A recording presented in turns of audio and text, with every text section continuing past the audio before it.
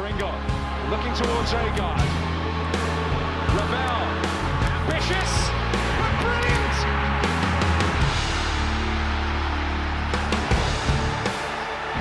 I don't believe it! I swear I do not believe it!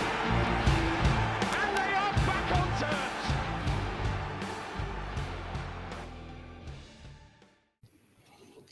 Hello, welcome to New York Talk. A very special episode today as we have another Rotherham legend on, another member of our Greatest 11 as voted by you guys last summer. We have Carrie Anderson. Thank you for joining us. Thank you. Thank you for having me. No worries. And Mick's with me as well. I'll introduce you, Mick, as well. No, you don't need to, mate. That ball bloke at corner, I just sit here and say nothing. So we really appreciate you doing this, Carrie. Where are you now? Just for everybody who's listening, where's life taking you? Life's taking me back home. Just living in Iceland, in Reykjavik, having a grand old time. Excellent. So you're still playing? You're still playing football? Yeah, I'm still playing for the club I grew up with. When I came home 2 seasons ago, or 1.5 ago, and it's a summer league here, so it fitted quite well with when I left Turkey. I came straight into the season here, and I've done 1.5 seasons now. So yeah, I'm still. It's part time. We train at night, and it doesn't feel part time, but yeah, it is. Cool. How long? We got this question asked by somebody earlier. That how long do you think you can keep going playing football? How long have you? How many years have you got left in the tank, or do you just sort of keep going until you feel like that's it? I feel all right. I've got a dodgy knee, but for some reason they keep me involved in the national team, so I always have to turn up for them, I guess. Yeah, I guess the big team. So although I'm playing part time, I'm still involved in the international setup and playing most of the games, to be honest. But I think this will be my final year, my 39th year. Although it sounds good to retire at 40, it's all a bit too much. Yeah, I can imagine a lot of hard work. Yeah. So go on, Mick. I was just going to ask you how the international season had gone for Iceland, because it's not. I'm not aware of where you're going in terms of Euros and things like that. Obviously, did you qualify? No, we barely missed out. We ended third in our group just because we did our job quite well. We had France and Turkey, who were our biggest rivals, and we lost both to France barely at home, and we done our job against Turkey, beat them, and then we drew them away. But Turkey managed to steal 4 points off France, and that absolutely killed us. So we ended up in third place. But we got a playoff, and we won Romania to qualify for like a final playoff against Hungary. And we were in the lead until the 89th minute when they got a deflection, and which put the guy through 1-against-1, and he put it away, and then we were absolutely our tank was empty, and they scored the final goal in added time. So yeah, quite unlucky there. But now we've got new manager, and I was determined to retire. I was actually determined to retire before the last group stages, but that manager kept me in, and now this manager gave me a call before this qualifying and wants me to be involved, and I agreed to it. So yeah. So is it World Cup qualifiers for you next then internationally? Yeah. And who's in Iceland's group for that? It's Germany. Yeah, no, it's an absolute. Gets easier then. Yeah. But it's not that difficult. Like the group isn't that difficult. I think beforehand we were quite comfortable with second and forcing a playoff. But then we lost against Armenia quite unexpectedly. Yeah. We Gylfi Sigurdsson, Everton player, wasn't with us, and it was a difficult away game, and we lost that one. But it's a group where everyone can beat everyone apart from Germany. So yeah, we're still alive. Yeah. Although saying that North Macedonia beat Germany, didn't they? Yeah, exactly. Yeah, true. True. Fantastic. Right. Shall we bring it back to Rotherham, Mick, or have you got any other questions? Oh, well, I've got a couple of questions for Carrie a little bit later on, but not football related. So, but we'll All right. more country related. But we'll go on. Let's talk about Rotherham United, because that's what we're here to do, I guess. So you signed for us back in 2012 from Aberdeen. Dropping down from the SPL to League Two looks like quite a big drop on paper. Was it an easy decision? Was it a good sell that you were given by the club? What was the thought behind the move? It wasn't easy, to be honest. What happened was I played for Aberdeen, and I played really well for the first half of the season. I played really well, and there was some interest from bigger clubs, and I only had a 1-year contract with Aberdeen, and I felt like Aberdeen weren't in a very good situation at the time. We were kind of struggling, and I thought I could play for a stronger team, although Aberdeen is a massive club and all that, and I loved my time there. Eventually, nothing happened, and my form dipped dramatically, to say the least. And the second part of the season wasn't anything I'm really proud of. And so as that happened, the options were fewer and fewer. And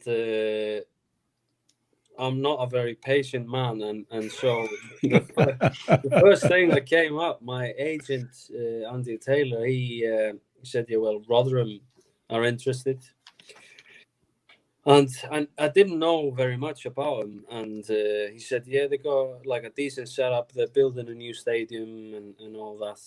But I thought League Two, wow, I don't know about that. Yeah. But when I looked at the stadium and everything, and I knew the chairman was heavily invested in the club and all that. Eventually I just decided to not weigh my options and just go for it and do the best out of it as I could. I knew I didn't have a good season, like a good half season behind me, so I was realistic in the sense that I knew championship clubs weren't lining up. So I just thought, well, there's a probability here that we'll have a strong enough team to get promoted, and then hopefully again, and that was actually what happened, and I don't regret it in any way, because it was, looking back at it, it was a tough old time playing in League Two and League One, and under the circumstances, but it still was the greatest time of my career. Like I loved, in hindsight, I loved every minute of it, and all the people I speak to in football from my professional career all come from that time. Or most of them, like 90% of them. Brilliant. Yeah. Steve Evans. I'll start with Steve Evans, shall we? While we're here. He gets mixed reviews from fans and players alike. Yeah. Initially, when the move came through, was he a big part of the signing process, or was it? I don't know. How did it go with Steve Evans to start with? To be honest, he was a great salesman, and he didn't come across anything like what he is on a daily basis. So it was. He sold us that there was going to be a new training ground and everything. So yeah. We're still waiting for that. Yeah. Yeah, I am as well. But no, it was a great salesman. He sold us a dream, really. And as a But manager, I remember, like he gave me, yeah, you have until tomorrow to decide. And as I was on the train back to London, he gave me a call and said, "Yeah, you got 1 hour." I thought I had until tomorrow. No. Changed my mind. It's an hour now. So yeah, it was wow. either I jump or I just miss out. Well, yeah. And I was just going to say, as a manager, obviously, like you say, he's I can imagine him being a really good salesman. I can imagine him selling cars to people, you know, clapped out all bangers for daft money. But as a manager, certainly looking at it from the outside and from the sidelines, it looked like he could be a man that you didn't really want to cross. Would that be a fair assessment? Yeah, it was a bit old school.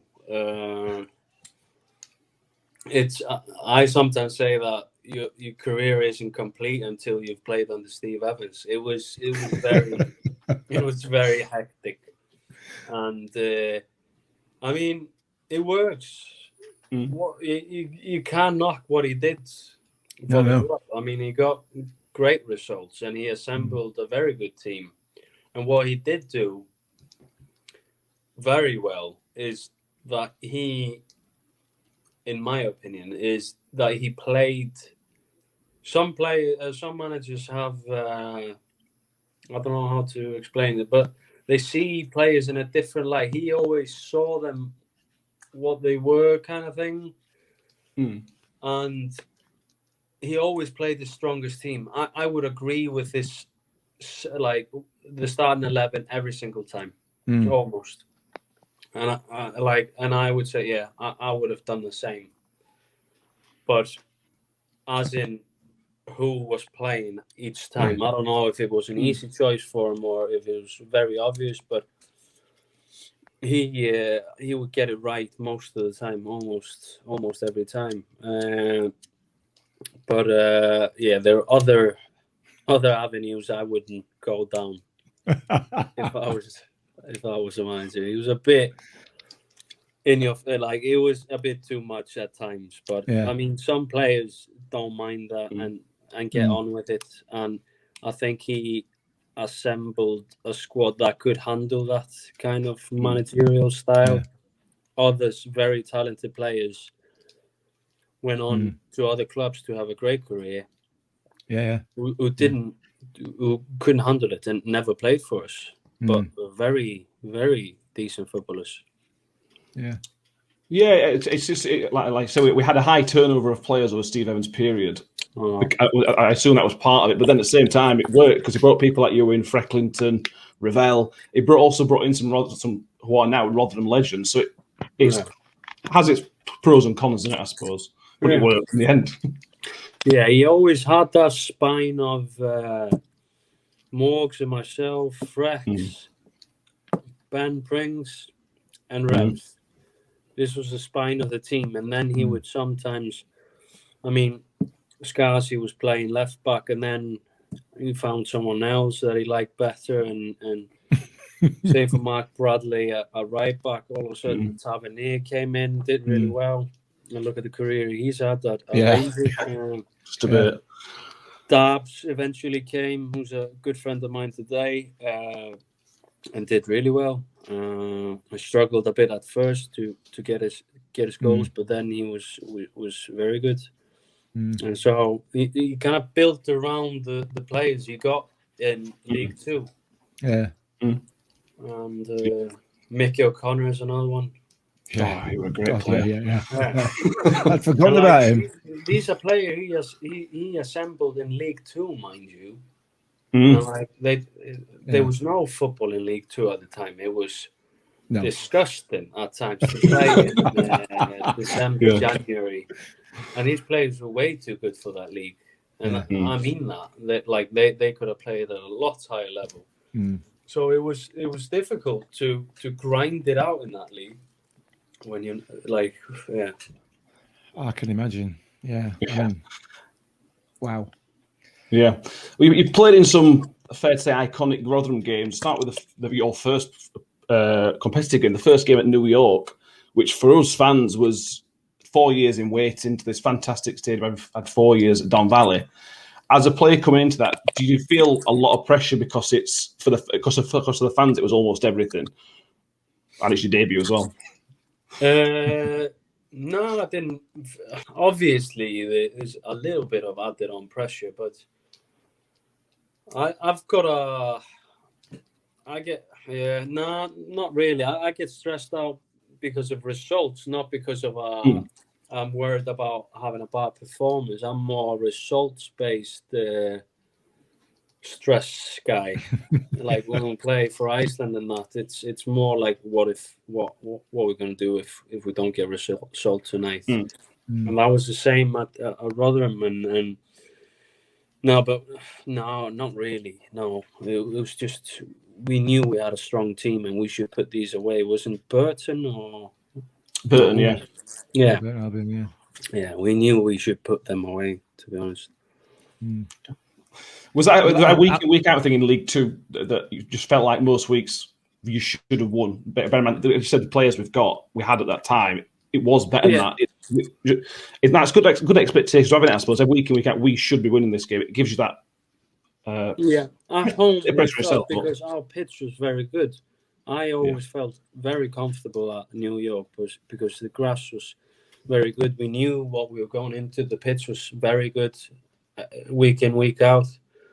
But going away, it was a different story. You didn't know what you were turning up to. Oh, God, yeah. We went to Wimbledon, and it was like I don't know what it was. It was like a cowfield or something. But and the ball was in the air the whole time. Same at Bradford. It was like they didn't have a person to sort out the pitch. And it was... Yeah, the ball was in the air most of the time. And then it's like a game of margins. We knew we were better footballers, but when the ball's in the air, you're just heading it left, right, and centre.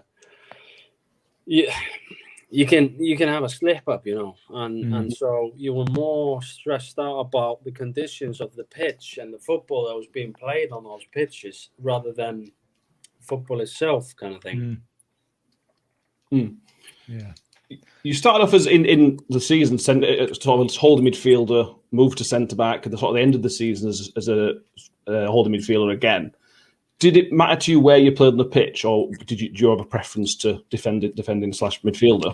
I enjoyed more playing in the middle, but I'm a better central defender. I can play at a higher level as a central defender. You know what I mean? I could never play international football as a midfielder, but I can do a decent job in League Two and League One, Championship even. But I couldn't do that for Iceland. I don't have the legs for it. I never had. Yeah. And that season ended with the 5 wins in a row at the end of the season. 2 great games. The Bradford game away, which again for all Rotherham fans is ridiculously rememberable. My memory as a fan, I think Mick agrees, it felt like we got battered for a lot of the game. Yes. But in terms of they had the ball, but we defended fantastically. Yeah, that was one of those games. I remember that game, and I still talk about that game today. It was one of those games where the ball was in the air the whole time, and as soon as you tried to control it, you got absolutely smashed. And they were playing Mackie Welsh, and is his name John Hanson? I think it's James. James. That's the one. And he could be unplayable. He was the best header of the ball in the league, probably in England. And it was carnage. But it's like, in hindsight, unbelievable to play those games. But when you're in it, you're like, wow, can we string 3 passes together? But they got to League Cup final that year, didn't it? So that tactic for Red was so effective. That cup run that year, they got to the final. So that's how good a team they were. Yeah. They beat that anyway. I remember him and Jonathan Stead were up top when they played Chelsea, and Gary Cahill and Suma, I think, was playing, and they absolutely battered him. They didn't know what hit him. They're like, "What is this?" Yeah. Wow. Yeah, and that Agard moment at the end is just again. Yeah, I've watched that many times. It was a great moment. Yeah, he's the one I left out. He was one of the. Yeah, he was unbelievable for us. Such a prolific scorer and pace and power. It was strange one though. He didn't always play in League Two, did he? In League One, he played every week, but in League Two, he struggled to get in team a little bit, didn't he?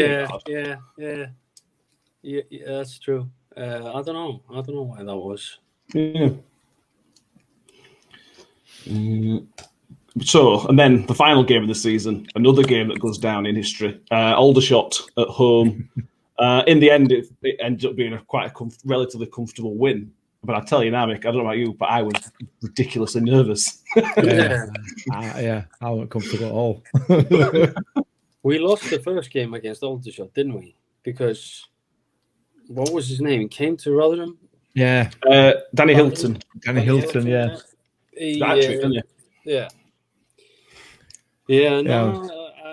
We were flying high, and like I said, the pitches were decent towards the end of the season. I remember a game at Plymouth, very comfortable as well. Like it was all getting we were getting into the groove.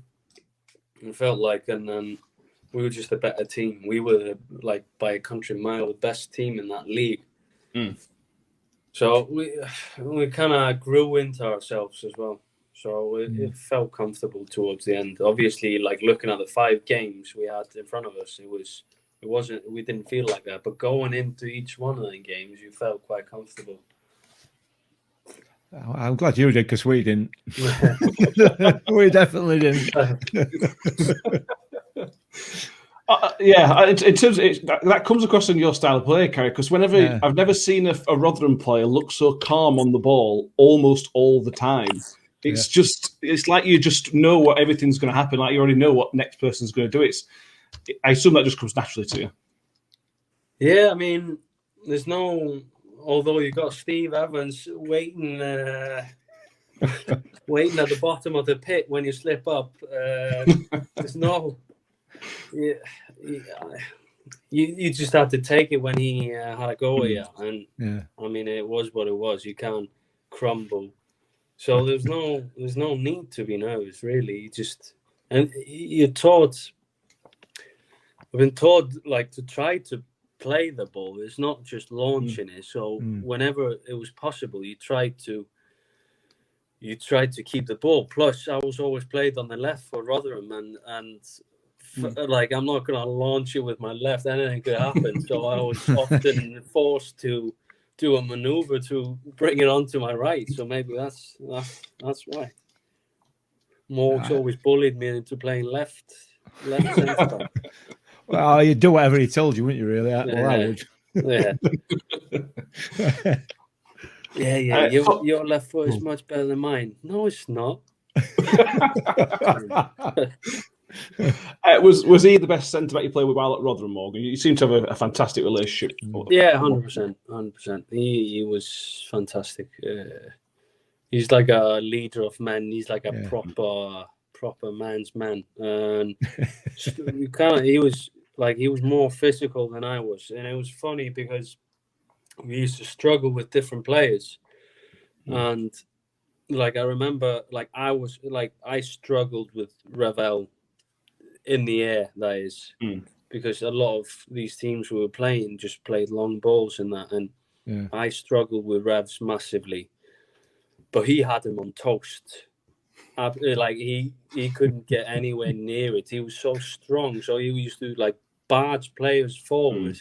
So he would put himself in a position where he could just stand and head the ball, where I was going into a jumping battle or something like that. We used to struggle with different so it was quite.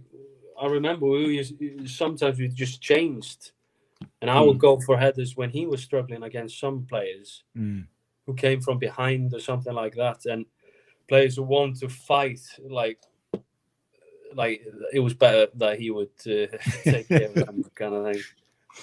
Yeah, I remember against big when we played Bradford and stuff like that. It were really good to watch, really interesting to watch him go up against Hansen, because although Hansen won most of the headers, it was rare that Morgan didn't actually win the battle. Yeah. He never really hurt us Hansen, because Morgan just seemed to have him in his back pocket for most of the game. I think we had a lot of big players, like you say. I completely agree with what I'm watching.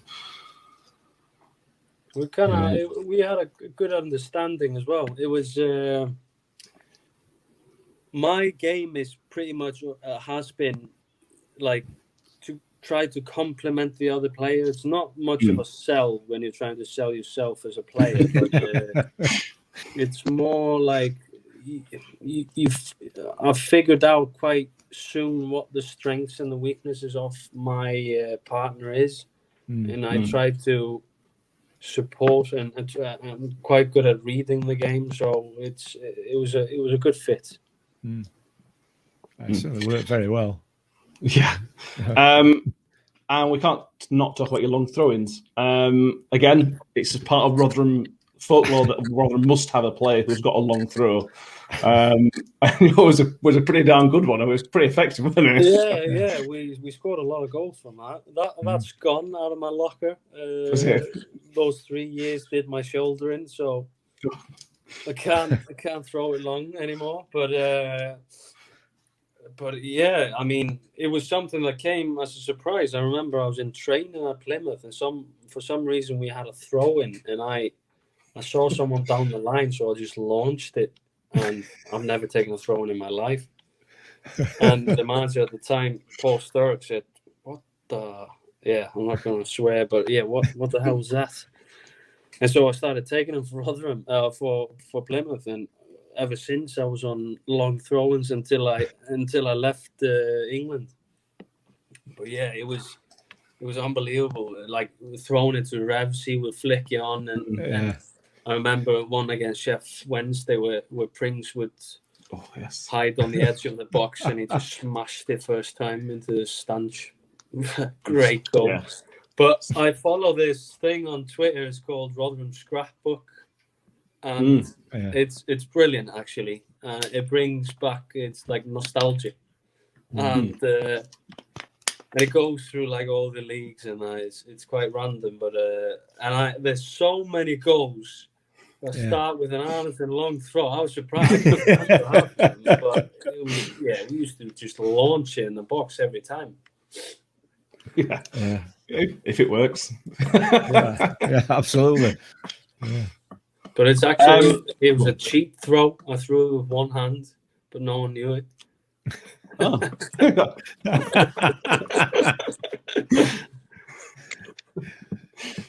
I've noticed a few people doing that recently.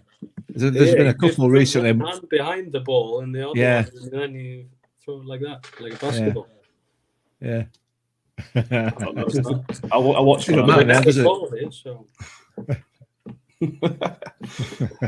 The celebrations for I've got two sets of celebrations to talk about. The first one, League Two. I imagine promotion is like not many other things in football. I imagine it was a great party that carried on for a while. Yeah, we had a great time. I mean, it was such a good group of lads as well. It was unbelievable. The only problem was we all used to live in different parts of England, and so we too seldom did we get together for pints and that. But yeah, in those promotions, and I remember even when we beat Preston, we went on a bit of a bender, although it was only a few days until the final. Maybe that's why it didn't turn up for the first half. But that explains a lot. That all right.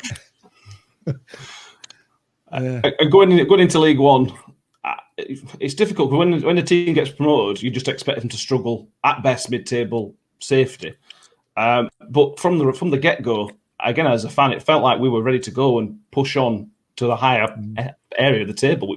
We were good again, a very, very good team. Yeah, I mean it was pretty much the same team, but he did well in recruitment, and like I said, the spine of the team was the same. It was just a bits and bobs around it here and there, and it worked out well. And we were very competitive, and you could feel we were still like the in that league you could play a little bit more football, and Definitely. so it was actually a lot easier playing in League One than League Two. League Two is still to this day the hardest league I've played in, just because of the physicality and like I said before, the ball's in the air most of the time.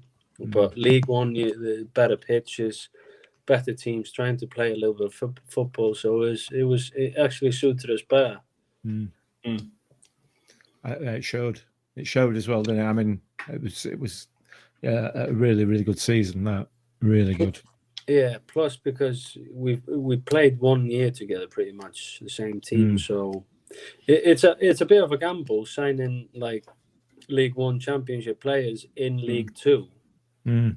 But then again, in the next year, when you get promoted, it was definitely a plus. Yeah.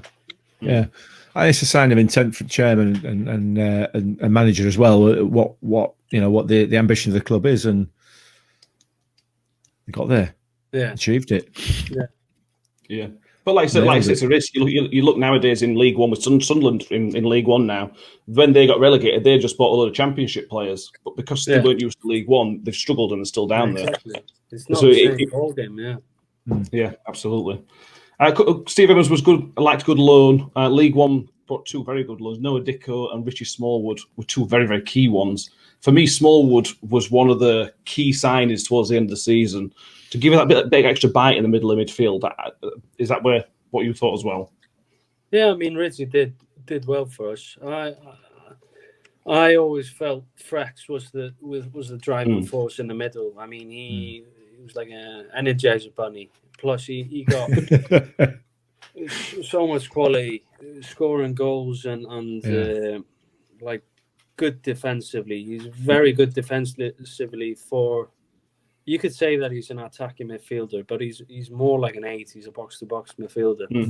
He was just like for me, complete player, and he was one of the guys you would lean on when we needed a goal or needed something to happen.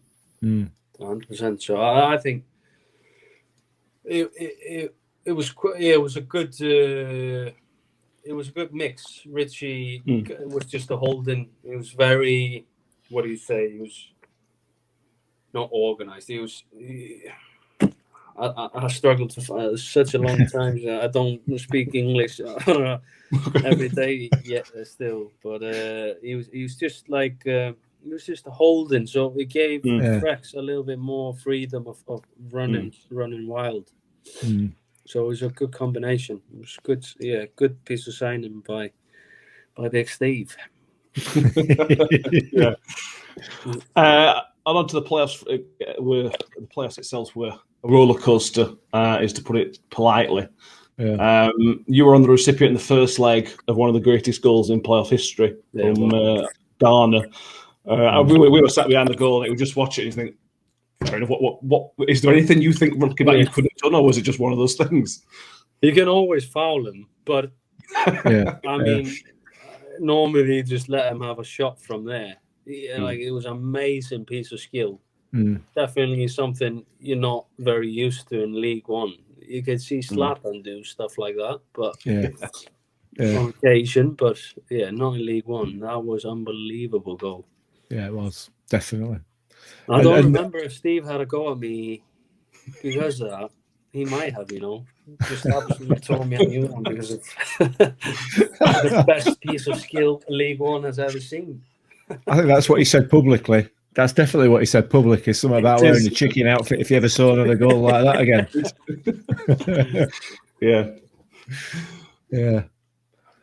And then he did, didn't he? He did see another goal like that again. And he just. The second leg, New York, another great New York night. It started off very, very badly. That the goal the person scored early on, it was looking tough, wasn't it, to start with? Yeah, Paul Gallagher I think he's trying to put a ball into the mixer and just goes past everyone and straight into the corner. Not the start we were hoping for, but we came back massively. And to be honest, I cannot remember the goals in that game. You know, I can't either. Didn't Freck score the winner? The last one, I think. Yeah. Where everyone came onto the pitch. Yeah. No, that were Aldershot. That were a year before, weren't it? Yeah, but he scored. I thought he scored. I thought I might be wrong. I thought he scored in the Preston game. He did score. He did score against Preston. Yeah. I can't remember which goal it were though. He definitely scored. And again, you said you went on had a bit of a do after the playoff win. Is that managers let you go and do it? And Steve Evans just sort of off you go for a couple of days, have a do, or was just players sneak away and go? Yeah, I think after the game it was all right, but we carried on into the next day. We were so confident. I don't know what we were thinking, but we were very confident. And me and Prings had a little bit of go. Had a great time, to be honest. But I mean, we were young and fit, and we could get away with it. I suppose we played about 60 odd games that year, so yeah, it was all good. Yeah. In the end, I've already talked about Ben Pringle a lot. I still see you interacting with me on Twitter again. Is he one of the guys that is one of your good friends from that time? Yeah, definitely. I mean, it's Prings and Darbs mostly. Prings is a fantastic lad. I always enjoyed his company. We were the only ones who lived in and around Rotherham. He lived on the outskirts of Sheffield, and I lived in city centre Sheffield. So we used to ride into training together and used to go out for pints. So I used to socialise the most with him. And he's just, he's hilarious. He's just, he's brilliant. He's class, to be honest. And an absolute wand of a left foot as well. Yeah, what a left foot. And that blonde hair of his got him some moves throughout his career. On and off the pitch as well, I imagine. I always told him if I would play against him, I was going out right back 100%. It never really happened. Wembley. Even as somebody who's not grown up in England, I imagine playing at Wembley in a final is just something you want to do as soon as you become a professional footballer and you end up playing in England. It's just, I assume, a fantastic dream that was realised. Yeah, I mean, 100%. It was one of them. I never imagined it being a reality unless I was playing for Iceland or something, but that was something different. That was so much fun. It was incredible.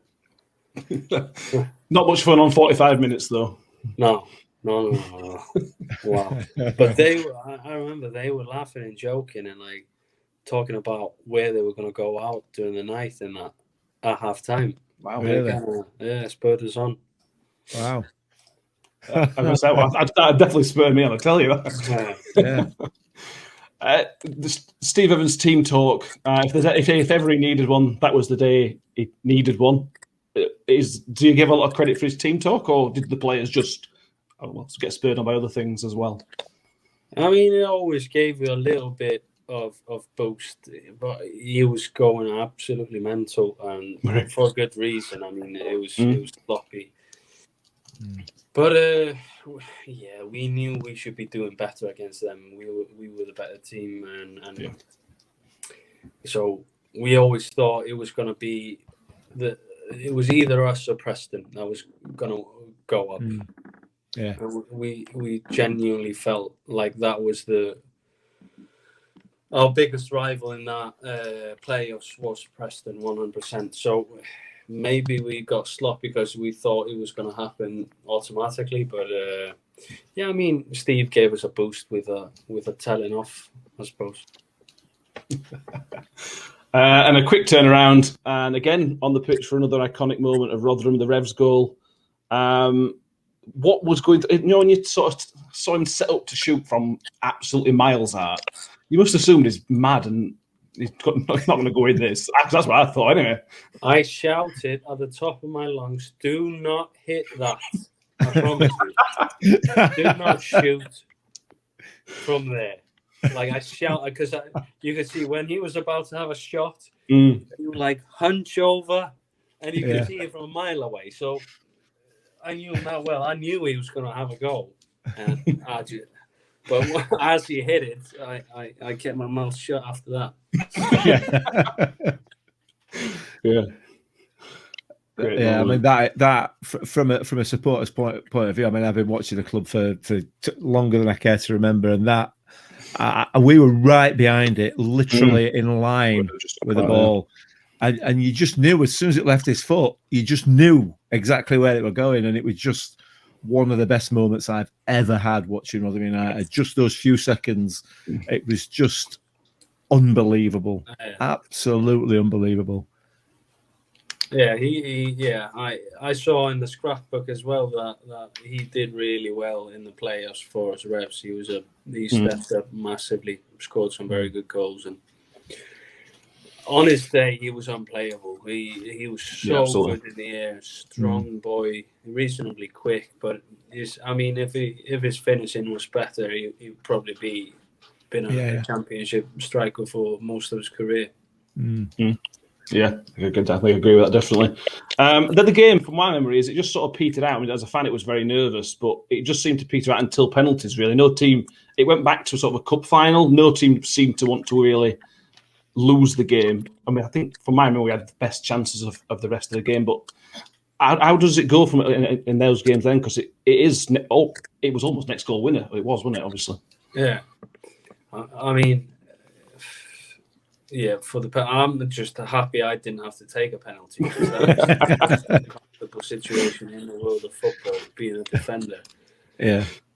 So I was just delighted that Adam saved, and I was the next one up, I think. Yeah. So I was delighted. But it always gets passive in extra time, and. For a good reason. That's a very valuable game for the club and the players and everyone involved, for the fans, everyone. Yeah. And again, I've asked about the League 2 promotion party. How was the League 1 promotion party? It did, like, it was a letdown. Like, I would say like, after being Preston, it was a lot better.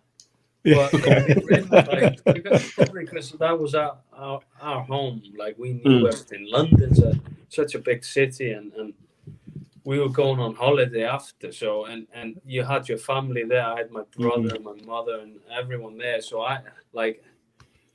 it's difficult to. And I also had internationals coming up after that. So it was.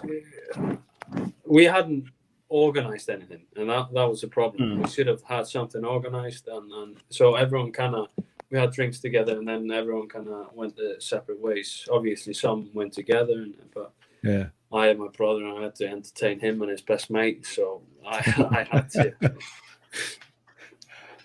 It's still an over from Preston game in reality. When you talked at the start, when we talked about signing for Rotherham, that you were looking to get back to the Championship, and you were back there within 2 years. You were playing in the Championship. Was it as tough as you expected it to be? Obviously, the teams have more quality in that league, and you get punished for mistakes. But I always felt most comfortable in the Championship. But obviously, the team wasn't as competitive in that league, so it was more difficult. There was more of defending rather than we attacking, and there was times where we just came up against teams that were dominant against us, like when Middlesbrough away. I played in the middle and we just got ran over. We didn't have answers to anything. So there was games where it was difficult, but it was you get more time on the ball, and it's quite if you have the balls to play, it's more enjoyable.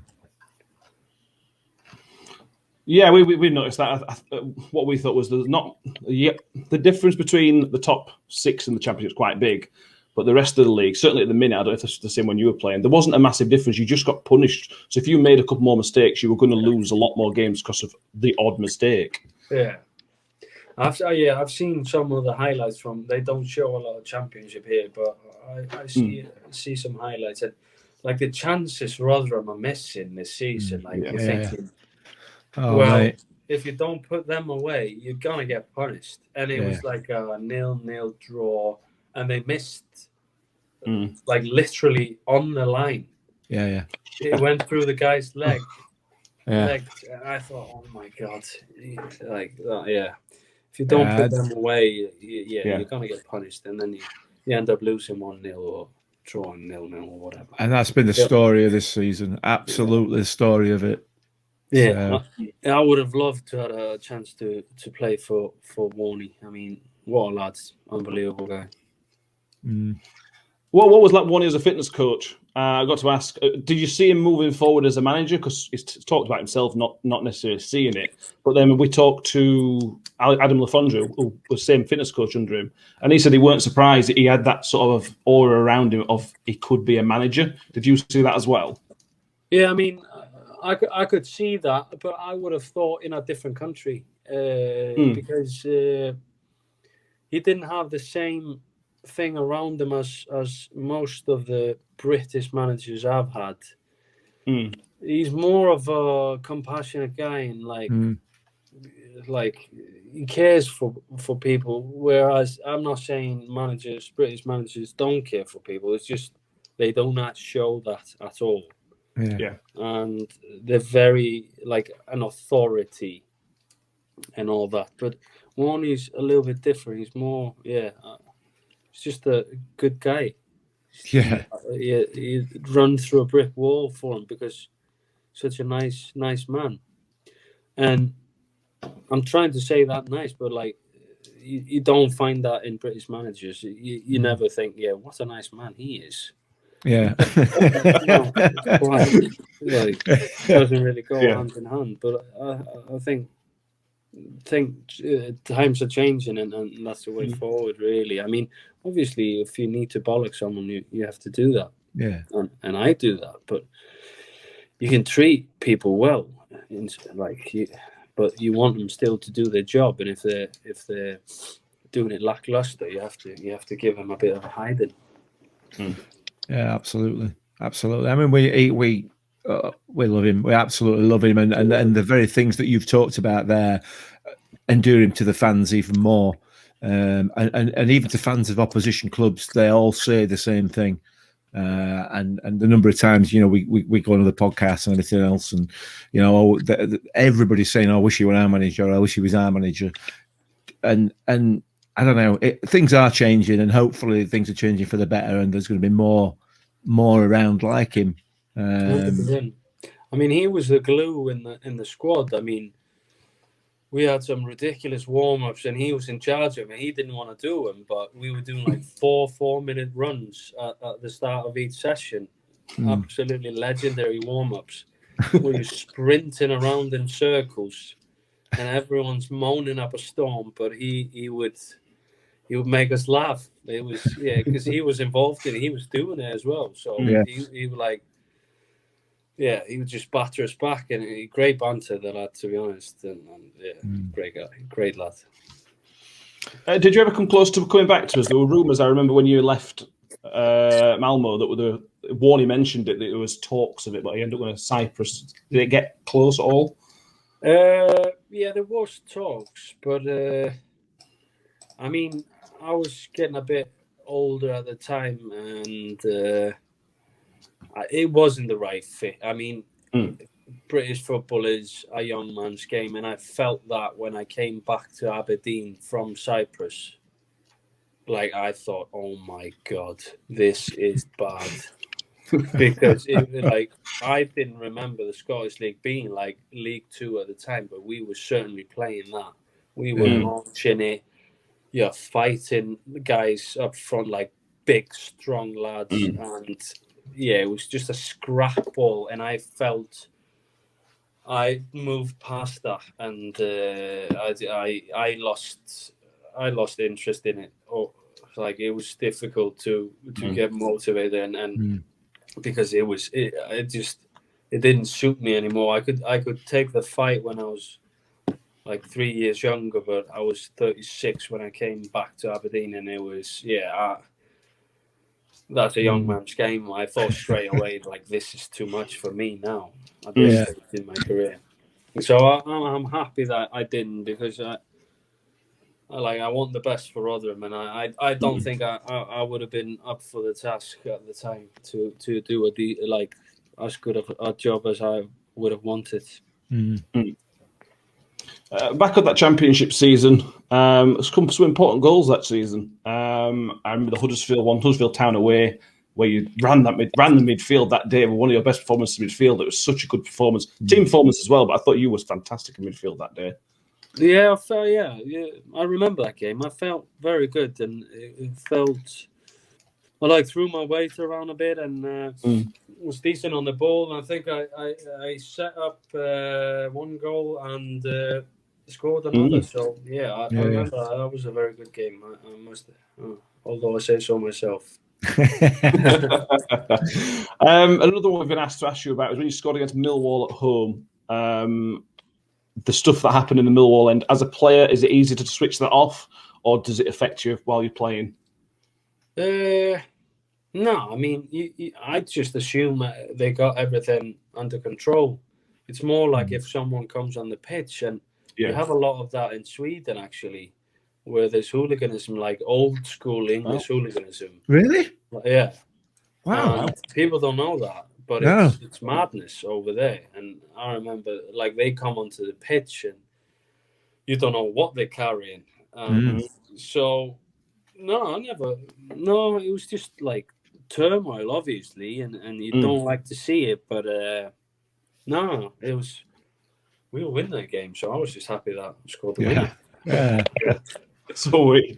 Absolutely. Survival that season was a tough ask, but we did it. You did it in the end. You have 3 seasons, 3 successes. Can you compare them? Are they all just too different to compare?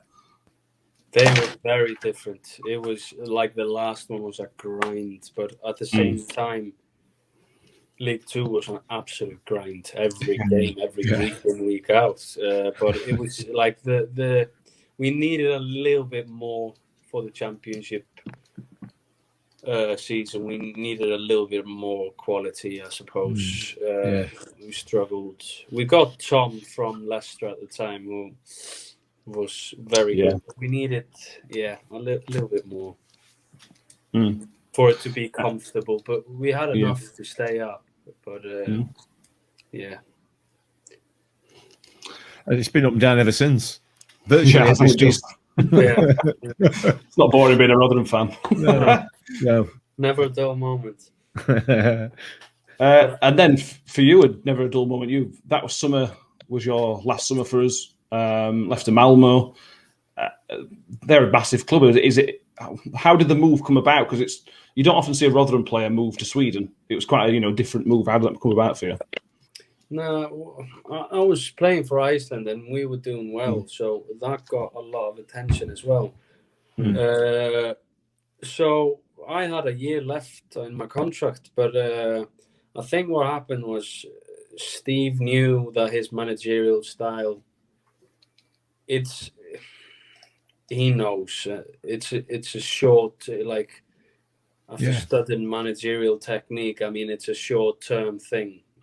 The way you can't. That's not sustainable in the long run to manage like that. So he knew that he needed to split up the team, like the core of the team. So he all sent us different ways. Me, Prinks, Morgs, and the Freck stayed on. But he knew he knew I was fed up with it, because I used to have little goes at him back at times, which I shouldn't have done, but it just popped out, and I think he was fed up with that as well, and so I think he did that deliberately just to kind of bring new life into the club, because we've been there for a long time. So it was I didn't ask to leave or anything like that, but the opportunity came about, and this was a team in the Champions League and a very, very good team. So Yeah. No brainer, really. Yeah. Yeah. Well, we'll talk about them briefly. You went to the Champions League to PSG, Real Madrid, and that's just the stuff they are literally the dreams to play against those teams or play for or against is amazing. Yeah, it was. We had some good games, against them at home, but away I got absolutely pumped. And thanks for bringing that up. It was all good. Like, we could have stole something away against Real Madrid. We beat Shakhtar Donetsk at home, but then all the away games were apart from Paris Saint-Germain away. We actually scored an equaliser, but the referee, I don't know what. I still to this day I don't know what he swallowed his whistle, and it was a difficult one. But it was a good experience. But it was just a shame the team was in the state it was in when we played Real Madrid away, and we got an absolute thumping. Yeah, on internationals, again, this is what happens with former Rotherham players. We keep an eye on them, and to go and be successful like you did. I mean, we're all rooting for you until you played England. Can I just stop you there? I was rooting for you when you were playing against England. I mean, I like England. I don't mind England at all, but that was a fantastic result for me. I really, really enjoyed that result. Yeah, it was brilliant.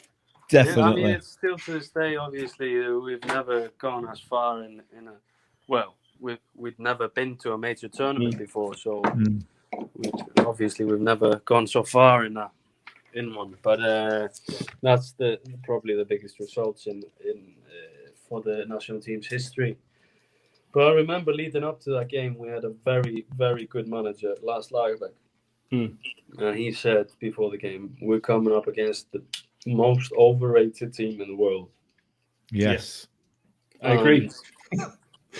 And I don't think they did any scouting on us at all. They just went, we'll turn these over, playing 4-4-2 or whatever, and just go do the jobs.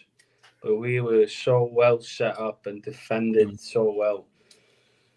So it was the most comfortable we'd been in the tournament. And it was brilliant. It was. And listening to you say that, no, I know you Matt. That's exactly the point, isn't it? With England, we are what we are. We're fantastic. We're brilliant. We're England. This is it. And it's just arrogance. And I am absolutely. It was fantastic. Absolutely great result. That's from an Englishman. Brilliant. Yeah. I'm gonna get lynched when I go out next time I go to football. I'm gonna get punched. You're not allowed to celebrate any success this summer now. Oh well. Well, there you go again. You see, we're gonna win World Cup. We're gonna win Euros. We're not gonna do anything. It's always good to be optimistic, but they felt the pressure as well. Big time they were. But it was just all wrong for him, like Harry Kane on corners, just like launching him, I don't know where. Like it was all just weird. We trained every little detail, like from a long throw to a corner to our own, like everything been planned out very carefully.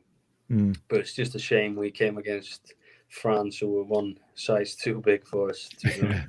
Well, should have won the tournament, to be honest, but it is what it is. Yeah. Very true. I must imagine you got a lot of love from former fans, Rotherham fans. I imagine Aberdeen fans loved you even more so after beating England. Yeah. The Aberdeen fans were over the moon. But no, it was a very warm welcome. It was brilliant. It was absolutely. Other than that game, I thought I love watching that tournament.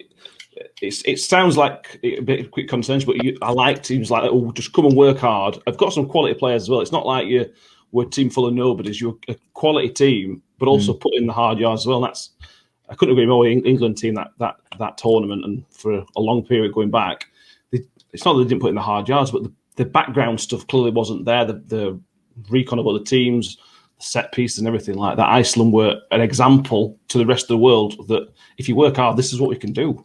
Yeah.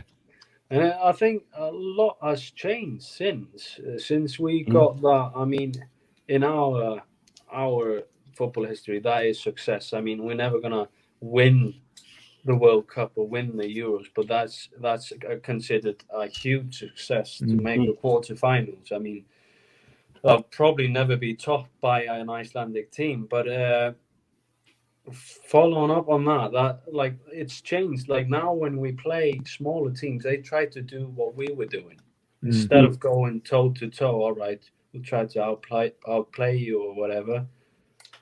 They'll sit in, try to catch you on the counter attack, be very well organized, and set plays will be down to a T. They'll try some maneuvers, some set plays, and all sorts. So we've had to adapt to playing teams like ourselves. Yeah. And so we know how difficult it is, and like we absolutely mastered it, and the team spirit in our team is unbelievable because we played together for such a long time. We've missed out on a World Cup through a playoff against Croatia, just barely. So we've gone through the sweet and the sour together. So it's like it's a proper team. We do it for each other, and you see Gylfi Sigurdsson probably runs about the most and does a lot defensively, although he's not that kind of player really. He absolutely pours his heart and soul into everything he does for us. Fantastic. We're going to go through quick fire questions. Quick fire to end it. Mick, do you want to you've got some questions about Iceland you wanted to ask? Oh yeah. It's on my bucket list. Iceland is a country I want to visit. All right. Can you sell it to me, Carrie? Is it worth? For an invite? No, I'm not fishing for an invite. Not at all. I mean, I don't know. There's something about it, and it just seems to me to be such a fantastically, well, I don't know, a great country to visit.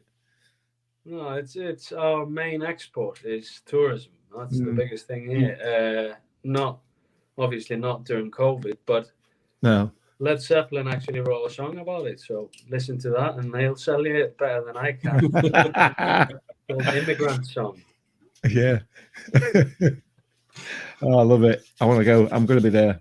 I'll come and watch you. You'll still be playing by the time I get there. No, just steadily going away, just casually, like spewing hot lava all over the shop. A very tourist-friendly eruption.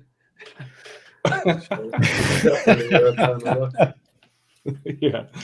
Well, I'll finish on a few quick ones. We took up a lot of your time, but thank you for doing this. We've been asked to ask, do you have a favourite Steve Evans story that you can tell us? It's definitely a favourite one, but no, I can't tell that. Honestly, I can't. We've often, we talk about, like, the players always talk about this one, and but it's you can't really tell it. No, that's fine. That's fine. It's fair enough. In due time, it will be public, 100%. Someone will tell it. Okay, fair enough. And every single player on that team knows exactly what I'm talking about. If any of them want to tell us, you're welcome to come on. Yeah. What was, I know you scored a few goals for Rotherham, but which one of those Miller's goals was your favourite one, if you can remember them? Probably the Millwall one. Because I was unhappy with my scoring record. I should have scored more from set pieces, but delivery from Prings, my good friend, and it kept us up. Very important goal. So I'll pick that one. I'm going to ask your favourite Miller's teammate, but I'm assuming you're going to say Ben Pringle. It's Prings, Stubbs, and Morgan. I can't. Although, like, Morgan is one of them, he just goes off the radar. I don't know what he's up to now. Probably bear hugging someone, but I don't know. But it's those three. Stubbs is the one I'm closest to, and he's a fantastic lad. And, great fun. Pringles is the same. Morgs, due to our partnership, and also enjoyed his company, but it's just a shame he fell off the radar, really. Yeah. And this is a two-part question. The best player you defended against whilst playing for Rotherham, and the best one you defended whilst not, because I know you played against some quite good players when you weren't playing for Rotherham as well. So who was the most difficult player to defend against while you were playing for us? I honestly, we talk about James Hansen a lot because he was just that strong in the air, and the style of football in them leagues was obviously. But also Callum Wilson, he was, because he used to run onto his own flick guns, and he was just an absolute animal. So strong and quick. He was a bit raw at the time. He's obviously progressed a lot, and he's playing for Newcastle and doing really well. But at the time, he was just pure power, and it was hard to handle him. And the most difficult when not playing for us after you left us, was anybody else that were more difficult? I assume there was. Yeah, there's a lot more difficult than ours ones. I mean, like out of the top three that often get mentioned with Ronaldo and Messi and Ibrahimovic, like Messi doesn't play as a striker. He's just wanders off, and we absolutely shut him down during the game. He couldn't. We didn't give him an inch, and we just never went for the ball. We just let him have it, and he had to do something special to go past us, kind of thing. So I felt comfortable there. Ronaldo was just waiting in the box for a delivery, but as soon as you take your eyes off him, he's going to score. But Ibrahimovic, on his day, if he wants to, he's literally unplayable. He is, he's quick, strong, very tall, and unbelievable technique. So he's like, you can't beat him in the air. He would do silly stuff like just jump in the air, and then he would throw his foot up instead of heading the ball. He just throw his foot up with a perfect touch, bring it down, and do something silly with it. And final one I have, I don't think it's got any, but and 3 successful years at Rotherham, some great memories, I imagine. Is there a standout moment of your time at Rotherham which you think that one is the one I remember? Or is it? Oh, come on. There's always a. I mean, it's so easy to say Wembley was unforgettable, and having my family there was brilliant. I would say Wembley, but also I thought Preston, because we were at home and all the fans and that was, you got carried off the pitch. Preston and like I told you before with the party after that, Preston is definitely out there as well. But knowing you're going to the Championship, it was such a relief. It was such a long season. 3 cups, and I think I played about almost 60 games or something, and I remember we had a international after that, and I asked them to sub me at half time because I just had nothing left. Nothing at all. So it was definitely Preston or Wembley, with the relief of knowing that you actually done it after such a long season. Mick, anything you want to ask? No, I think you've covered everything plus a bit more besides. I don't think we've done a podcast quite this long before.